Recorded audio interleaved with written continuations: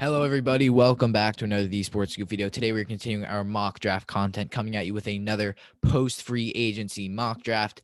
And we haven't done one. We haven't done one in a little bit, but we're going to be pushing out a ton of college and NFL draft content. So do make sure to subscribe before the video starts. I know you hear all the YouTubers say that, but genuinely, it helps us so much. It means you guys enjoy the content. You guys usually kill it on views and likes with all of these, and subscribers with all of these mock drafts. Been our most popular series. So do make sure to continue to show us some love there with a subscription to the channel. It's free and it helps us out so much.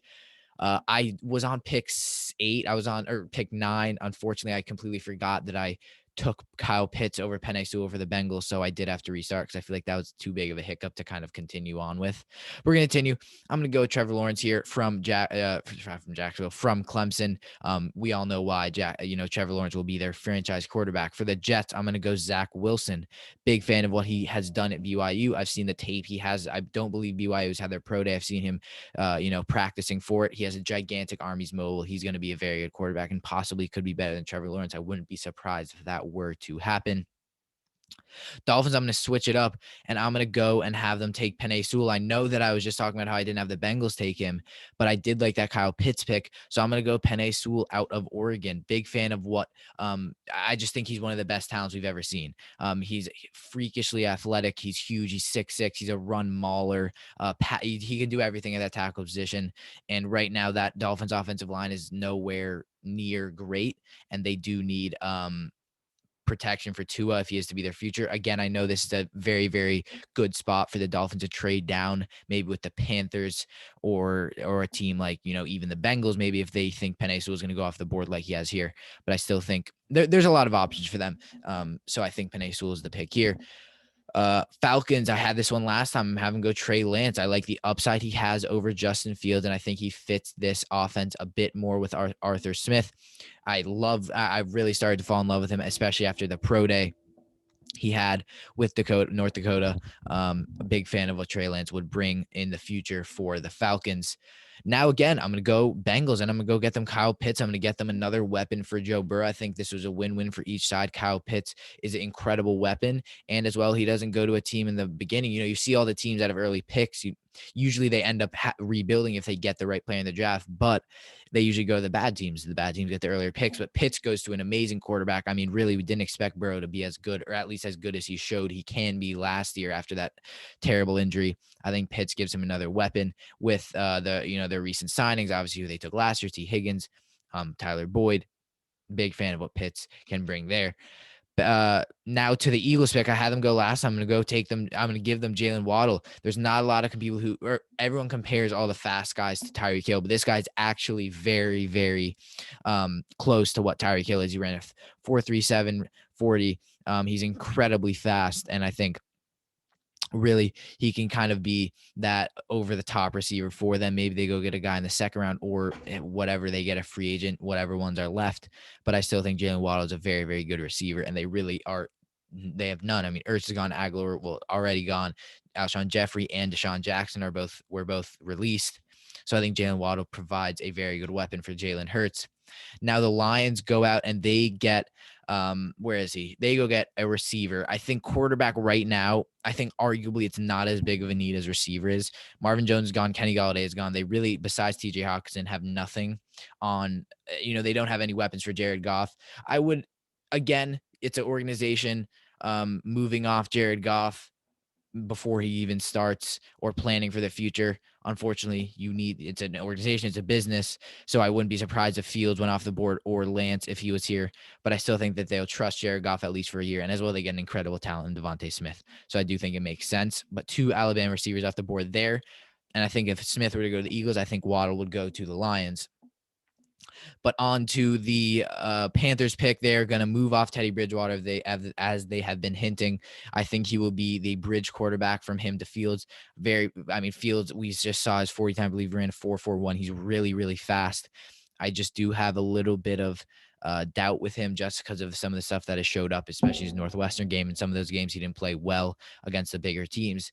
But I still think Fields is a good quarterback and can be a very, very good prospect and good talent for Carolina. Now on to the Broncos pick. I wouldn't be surprised if Fields or Lance were to fall here. If they were to snatch him up, Drew Lock had the lowest completion percentage in the NFL, which you literally cannot have as a quarterback. But I'm going to have them go. It's a tough one. I mean, Jamar Chase would not be a bad pick at all if you really think about it. I think he's really, really, really talented. But he will not go here. It will be Patrick Surtain out of Alabama, the third Alabama player to go in the top 10. It was a fourth, no, third. He's just very good. One of the top corners, the top corner in the draft, and it is. And again, I know it's hard for corners to adjust to the NFL. We really have not seen any of the ones, at least early, that went last year. I mean, Henderson was not good. Okuda was not good. So Surtain hopefully can prove them wrong.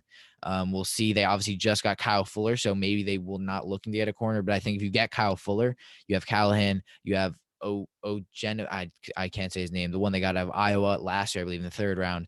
And I think Surtain's a great corner. Now on to the Cowboys. Imagine if they got Jamar Chase.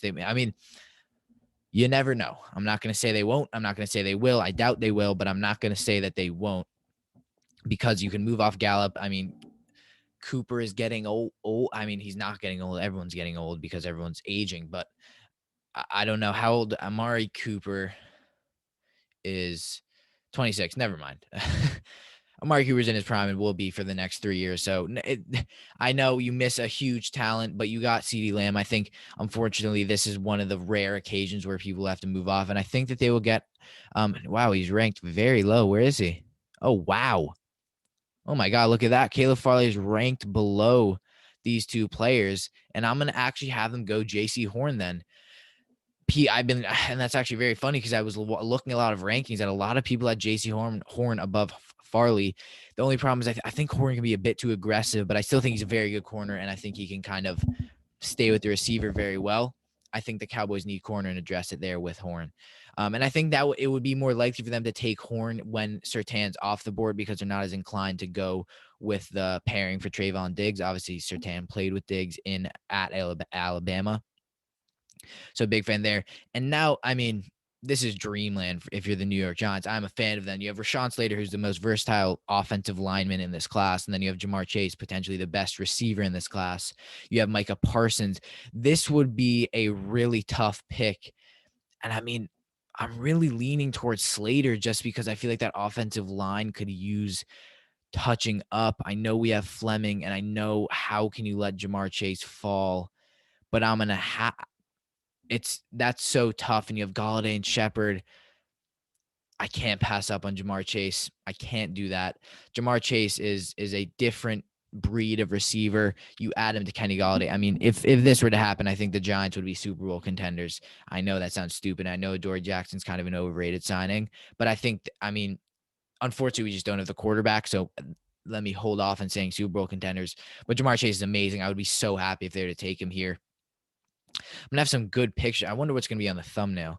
But next, we're going to go Rashaan Slater here from Northwestern. I think the 49ers would be ecstatic if he fell here. That offensive line is not great. Jimmy Garoppolo cannot stay healthy. You can protect him at all needs. And I think Rashaan Slater, someone who's so versatile, as I've said, he can move guard, center, any tackle, any guard, right, left, right tackle, left tackle. He can play it all.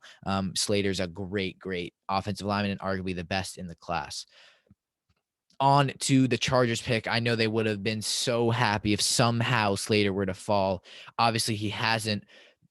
I think offensive line as well needs to be the pick here. So I'm going to go with Elijah Vera Tucker out of USC. I think inside offensive line is a bit more of a need, although Tucker is listed as a tackle on some pages. Whatever. I think Elijah Vera Tucker is as well versatile like Rashaan Slater, and I think he's a very good talent. I think I have him as my best inside offensive lineman in the class, whether he's that or a tackle. I think he's a great lineman. Now, the Vikings are up on the clock. Parsons is here. Jones is here. Darisaw is here. And I think that they will go with Azeez Ojulari. They do need edge, and I think he fits a need there, and I really like him. I think he's a pure sack edge. That's not the right word. A pure, pressuring, get sacks edge, not as much of a run stopper. Obviously, you don't see that as much from edge rushers. big fan of what he can bring.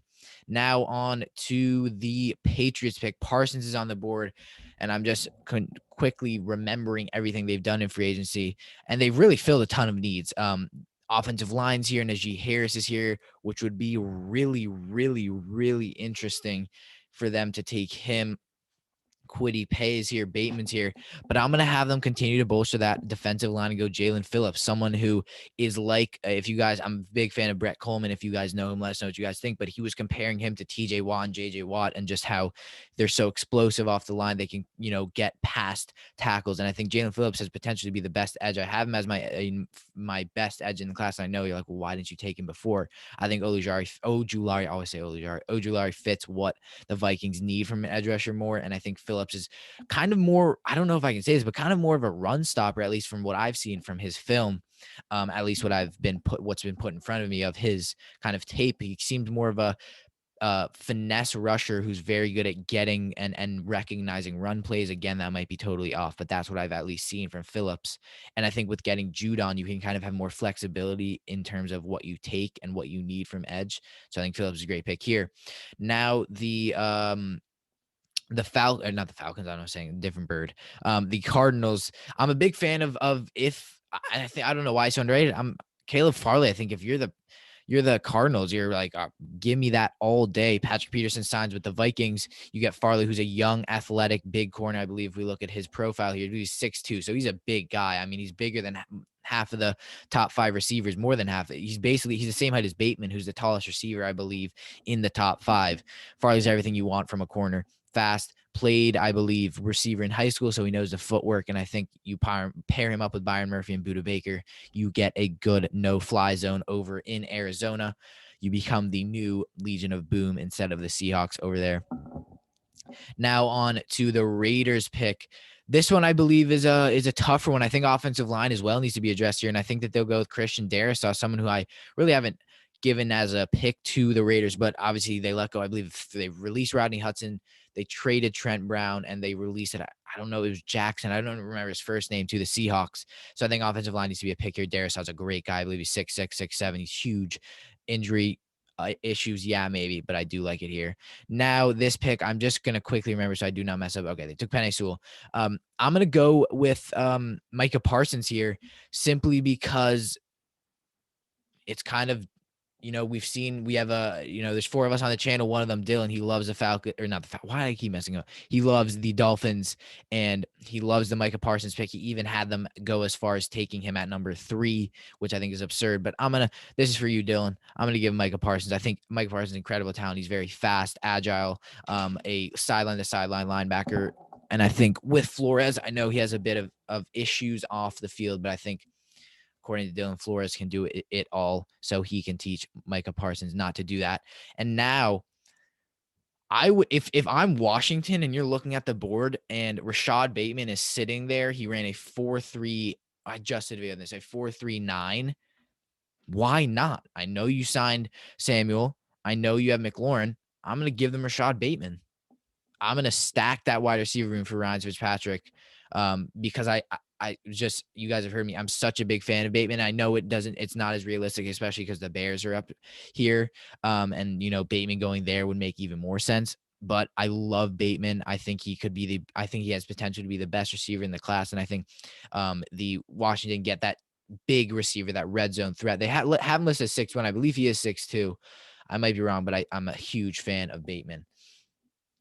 On to the Chicago Bears pick. They need quarterback. They need a lot there. I mean, I don't know what they're going to do, to be quite honest with you. Mac Jones is here.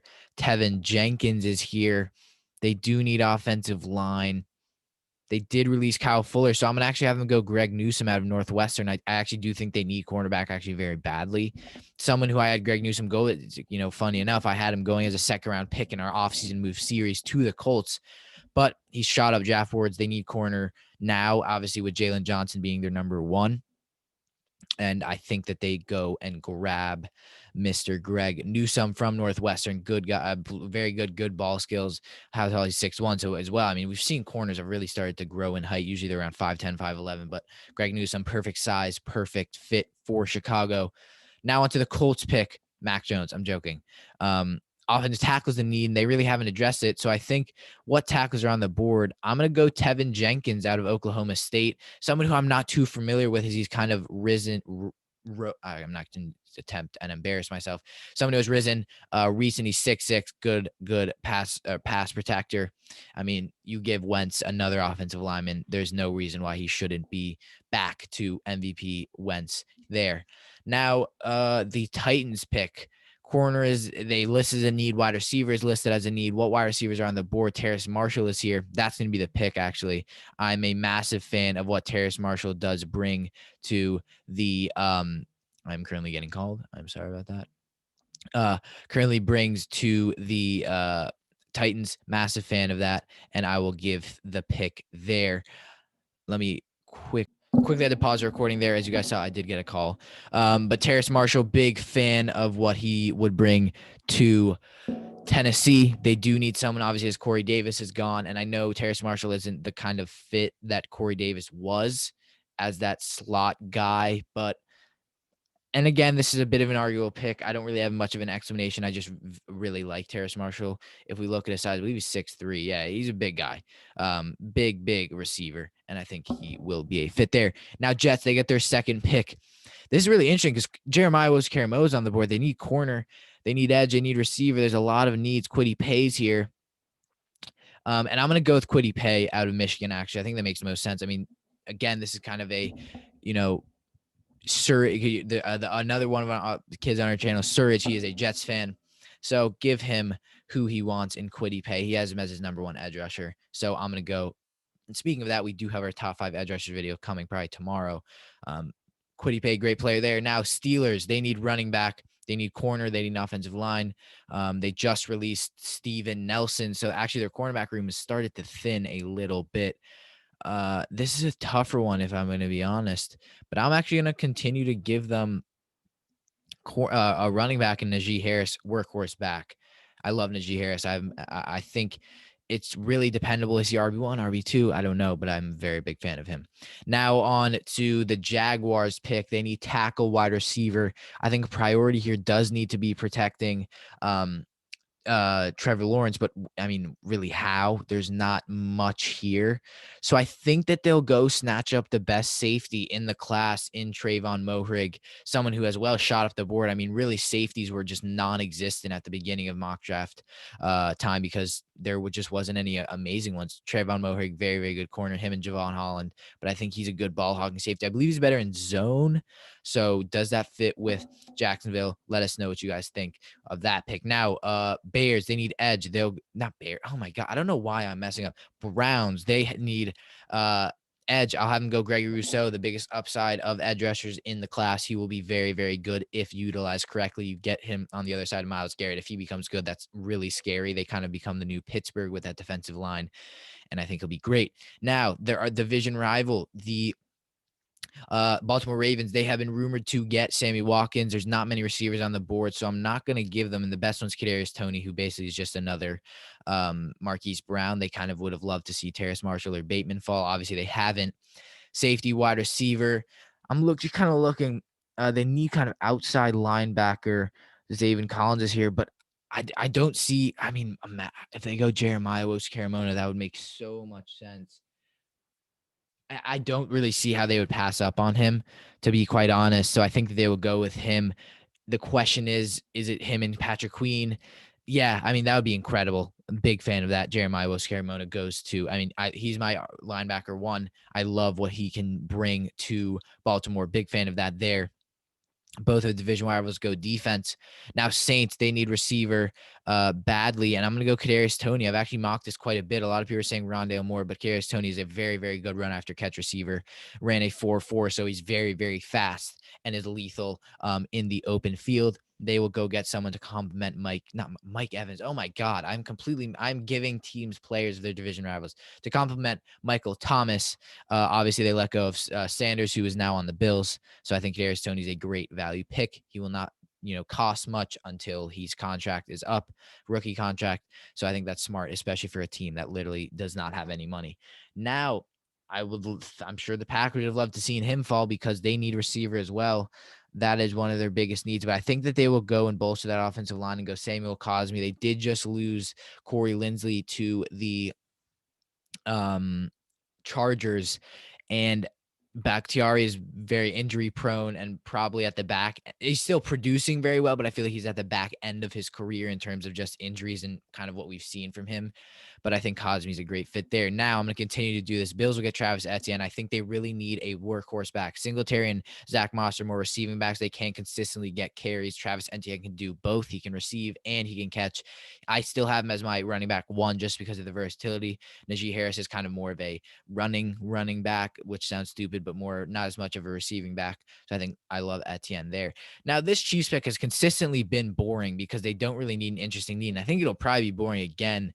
They need tackle mostly because of the lack of they need. I mean, they do need a lot, but tackles a need, and I think that they'll go with Liam Eichenberg, someone who's probably the most pro-ready tackle, very good at the point of attack, really good at pushing back, and very good run mauler, which I think Clyde Edwards-Helaire will very much benefit off running to Eichenberg's side. They got not Shane Long, that's a soccer player. They got, I forgot his name, Long from the Bears, and as well they got, why am I forgetting? Oh yeah, they got why am I completely blanking on this? The Patriots one. Oh my God, why am I blanking on this? This is so embarrassing. I don't know why. I have to search this up. I'm sorry. Chiefs offensive line signing. What? Kyle Long? Oh my God, Joe Tooney. Oh my God. That took way too long. I'm sorry, people. Joe Tooney. I don't know why I was forgetting that. I had been talking about him so much. Joe Tooney, obviously, they got on the inside, so Eichenberg would be a good fit there. Now, the Bucks, inside defensive lines in need, and they get a perfect one here in Christian Barmore to end the draft. Massive fan of Barmore. I really think he's the best defensive tackle. Obviously, it was Jay Tufele at the beginning, but now it is Barmore. I think he's really, really good power rush moves on the inside. Not really sure if he's much of a pass or not, or getting to the quarterback and getting sacks or a run stopper. I guess we'll have to see. But that will end out our mock draft. I hope you guys did enjoy. If you did, make sure to click on full screen, or if you're already on full screen, click that subscribe button, click the like button if you made it to the end. Congrats. I don't think I would. But yeah, that was a very good mock draft. I actually had a lot of good picks. I mean, usually the thumbnails for these are hard to make because it's consistently the same players over and over again. But big fan of this mock draft. Thank you guys so much for watching. I hope you did enjoy the video, and we will see you in the next one.